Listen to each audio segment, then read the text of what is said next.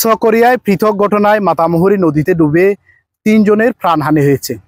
উপজেলার কাকারা মাঝের পাড়ি ব্যাপারী পাড়ায় মোহাম্মদ মাসুদ এবং হুজাইরা বেগম নামে ২ শিশুর মর্মান্তিক মৃত্যু হয়েছে।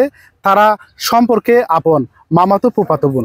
অপরদিকে পৌরসভার ২ নম্বর ওয়ার্ড জালিয়াপাড়ায় মোহাম্মদ কাইয়ুম নামে এক যুবকের মরদেহ উদ্ধার করা হয়। মোহাম্মদ কাইয়ুম মানসিক ভারসাম্যহীন যুবক ছিলেন। আমরা এই মুহূর্তে পৌরসভার ২ নম্বর ওয়ার্ড এলাকায় রয়েছি।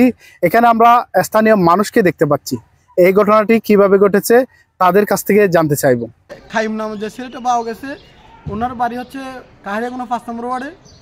ছেলেটা অত্যন্ত সচ্ছল ছিল, ওনার মানসিক রোগী ছিল।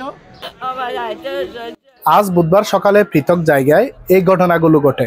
নিহত মাসিদুল কাকারা ৮ নং ওয়ার্ড এলাকার রাশেদুল ইসলামের ছেলে, আর হুজাইফা ৯ নম্বর ওয়ার্ড এলাকার সাবের আহমেদের মেয়ে।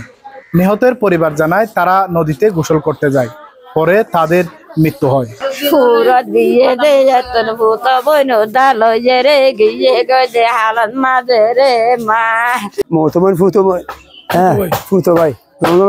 মাহারে বেড়াতে গিয়ে বেড়াতে গিয়ে তোদের নদী নদী কি গোসল করতে গিয়ে ইন্তেকাল করেছে। আমাদের ছেলে মেয়েদের জন্য ওরা দোয়া করার জন্য, এটার জন্য প্রার্থনা করতেছে। অবশ্যই সতর্কতার দরকার আছে।